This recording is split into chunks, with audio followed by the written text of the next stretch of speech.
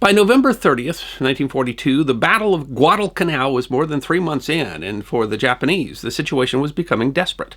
Between the presence of the United States Navy and the Cactus Air Force, the supplies reaching the Japanese troops on the island had reduced to a trickle. Faced literally with starvation, the Japanese were forced to take greater and greater risks to try to supply those troops. The night of November 30th, a force of Japanese destroyers moved in a daring plan that was intended to minimize the risk to the ships, and they were met by the ships of the United States Navy's Task Force 67, led by their flagship, USS Minneapolis. It would become, as one naval officer later said, the crucible by which the very nature of the U.S. Navy and its weapons was tested. It is history that deserves to be remembered. Allied forces landed at Guadalcanal, part of the Solomon Islands chain, on August 7, 1942. It would be the first American amphibious landing of the war, months before the beginning of Operation Torch, and represented the first major land offensive against the Japanese. The landing was actually committed to somewhat quickly in response to the Japanese construction of an airbase on the island, which would have represented a direct threat to Australia and New Zealand. U.S. forces hastily put together planning for the landing, captured the incomplete airbase, and finished the construction, dubbing the base Henderson Field. Capture of the airbase was only the beginning of what became a protracted and hard-fought offensive on the island, with multiple Japanese attempts to retake the airbase. With its capture, the U.S. was able to maintain air superiority in the region throughout the campaign, along with the assistance of aircraft carriers. But the fighting was not easy, and especially in the early period, somewhat tenuous. The First Battle of Savo Island, fought on August 8th and 9th, resulted in a major defeat for Allied naval forces and threatened to end the entire landing. However, Japanese forces withdrew, allowing the Allies to secure the beachhead. In the ensuing months, the Allies continued to advance and fight several battles at significant cost in men and material, but applying significant pressure on Japanese forces, including essentially cutting off supply to the island. For the last 2 weeks of November, Japanese submarines brought in supplies by night, but were only able to bring in about 1 day's worth of supply each night, and not enough to solve supply issues. An attempted train of bases meant to facilitate barge transports also failed thanks to American bombings. The only way the Japanese were able to bring in reinforcements was via warships, which were able to move quickly and under the cover of night. However, the warships were unable to bring significant amounts of supply or much heavy equipment. By November 26th, the Japanese 17th Army was in dire straits, and a new strategy was devised. The Japanese Navy did not want to lose its own precious destroyers, and so decided to limit their exposure as much as possible. Ultimately, they planned on having destroyers drag hundreds of fuel drums behind them, sealed and filled with food and medical supplies. Instead of reaching the shore to deliver the supplies, the destroyers would approach the shore and make a sharp turn, cutting the drums free and launching them towards the shore. Ground forces could then swim out and secure the supplies, in much greater amounts than provided by the submarines. On November 30th, the Japanese planned on making their first delivery. Task Force 67 was formed on November 24th by Admiral Halsey. The task force was made up of 4 heavy cruisers, the Minneapolis, New Orleans, Pensacola, and Northampton, the light cruiser Honolulu, and 4 destroyers, the Fletcher, Drayton, Maury, and Perkins. On November 28th, Rear Admiral Carlton Wright was made commander of the task force and chose Minneapolis as his flagship. The Minneapolis was a New Orleans-class cruiser, the last class built to follow the rules laid out by the Washington Naval Treaty of 1922.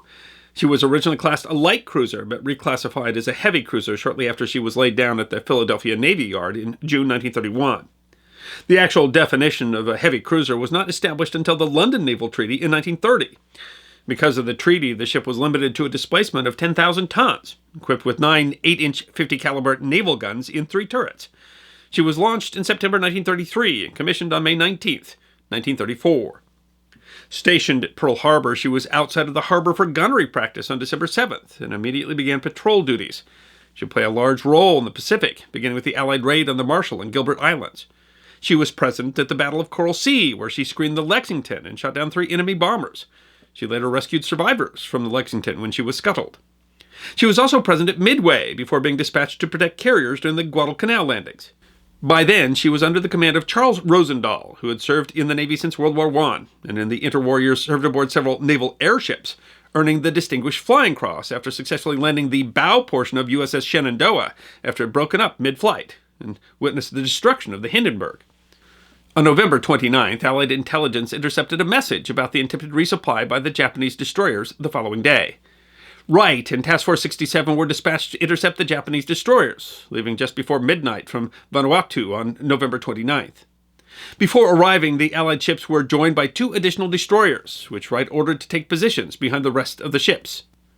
The Japanese destroyers were commanded by Rear Admiral Raizo Tanaka, the primary leader of the so-called Tokyo Express supply line to Guadalcanal. The Japanese ships left from their station in the Shortland Islands on the night of November 30th. Tanaka's flagship was the destroyer Naganami, and he led 7 other destroyers, 6 of which were carrying supplies. The supply destroyers had left behind all of their reloads of torpedoes to save weight, carrying only 6 apiece, 1 for each torpedo tube. The American forces took position in Iron Bottom Sound, so named because of the number of ships and planes that had sunk there in the battle over the island, and launched float planes prepared to drop flares at 5 p.m. on November 30th. At 10 p.m., the ships went to battle stations. The destroyers were led by the Fletcher, captained by Commander Bill Cole, who had worked on the development of radar. The destroyers were equipped with radar, and the Fletcher carried an experienced radar team. The destroyers waited near Savo Island for contact. The Japanese had, in an attempt to avoid Allied scouts, taken a longer path to the island, but their leaving had been noted by an Australian coast watcher on Bougainville Island. Tanaka received word from friendly scouts that an enemy force of 12 enemy destroyers and 9 transports had been sighted. Tanaka told his men that there was a great possibility of an encounter with the enemy tonight. In such an event, utmost efforts will be made to destroy the enemy without regard for unloading supplies. According to Admiral Tanaka, his ships passed Savo Island around 11 p.m. Minutes later, 3 enemy planes with lighted navigation lights were observed toward of our course, circling at low altitude, Tanaka later wrote. Since no aerial flares had been observed, we concluded the planes were not yet aware of us. Meanwhile, at 11:08, the American destroyers had detected the enemy ships via radar. Radar aboard the Minneapolis made first contact minutes earlier. The ships changed course, and at 11:16 began requesting permission to fire. Admiral Wright gave permission 4 minutes later, and the destroyers fired their torpedoes. However, only 2 of the destroyers had positive radar contacts and fired full salvos, and the Maui didn't fire at all. According to Wright's plan, the destroyers were immediately to change course to clear the firing lines for the cruisers waiting behind them. Within a minute, Wright gave the orders to open fire. Those 4 minutes would prove to be pivotal. While the destroyers were in excellent position to fire when they initially requested permission, 4 minutes later the torpedoes fired would fail to find any targets at all. The Japanese were not as surprised as Wright may have hoped. Only minutes after seeing the planes, one of the ships reported sighted what appeared to be enemy ships, bearing 100 degrees, and a moment later, 7 enemy destroyers sighted. The Japanese had been preparing to throw the drums overboard for the supply run, but Tanaka immediately ordered his men to battle stations. Within moments, the float planes dropped flares. The moment these parachute flares burst into light, enemy ships opened fire on the nearest ship, Tanaka reported. That ship was the destroyer Takanami, which was destroyed by fire from the Minneapolis. Close and attack was Tanaka's order, and the Japanese destroyers returned fire. Tanaka also reported that numerous illuminating shells and parachute flares brightened our vicinity so that it was extremely difficult to make out the formation of the enemy fleet. But the American ships were struggling just as much to make out the enemy fleet. Behind the Minneapolis, the other cruisers struggled to sight targets, while the 2 destroyers at the rear never picked up the enemy on radar. By 11:25, the American forces were untouched and believed that they had sunk several enemy ships. But things quickly changed. At 11:27, Minneapolis was struck by 2 torpedoes. The first hit near the bow, while the second struck one of the ship's fire rooms. The forecastle of the ship burst into flames, but the entire bow section tore loose, and 80 feet of the front of the ship folded downward, dangling from the hull. Clouds of smoke and acrid fumes billowed over the bridge, a later report stated. The flagship shuddered and rolled drunkenly from side to side. The Minneapolis still managed to return fire, but soon power failed to all the turrets, and Admiral Wright ordered the Honolulu to take over command of the task force. Less than a minute later, the New Orleans, which had been following so close that it had to change course to avoid ramming Minneapolis, was hit by another torpedo.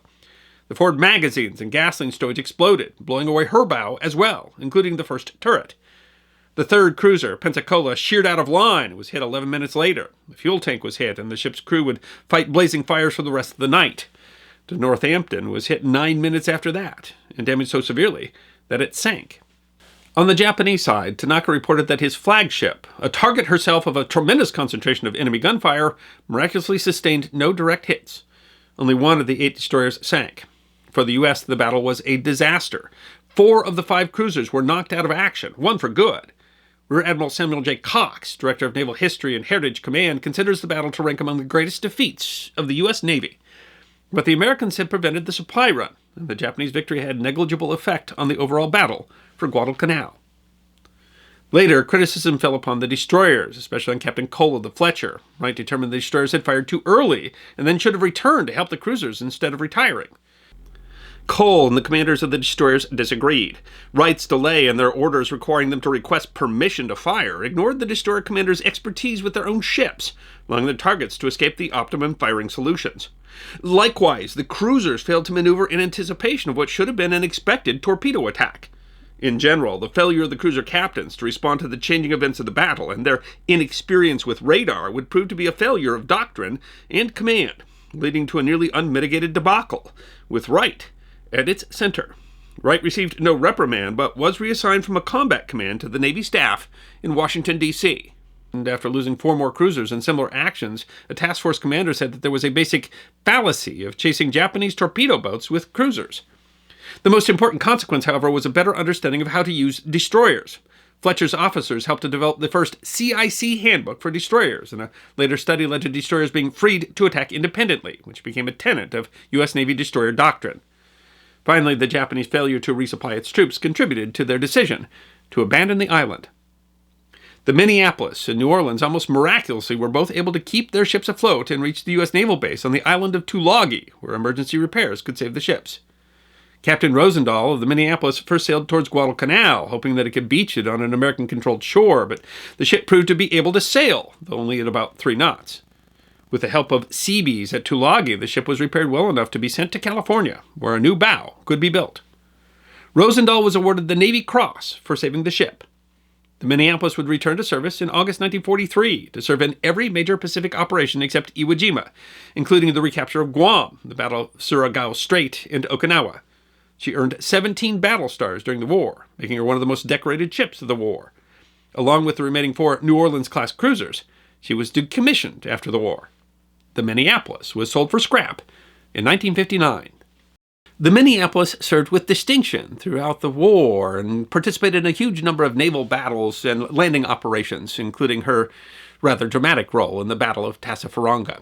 The fact that the ship survived such horrific damage is a testament to the skill and heroism of her crew.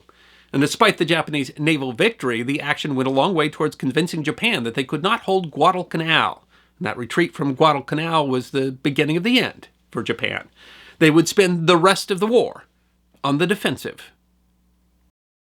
I hope you enjoyed this episode of the History Guide, short snippets of forgotten history. And if you did enjoy, feed the algorithm by making a comment or clicking that like button. If you have suggestions for future episodes, please send those to our suggestions email box. Check out our webpage at thehistoryguide.net. And of course, we're on Facebook, Instagram, and Twitter. You can book a special message from the History Guy on Cameo and check out our merchandise at teespring.com. And if you'd like more episodes of Forgotten History, all you need to do is subscribe.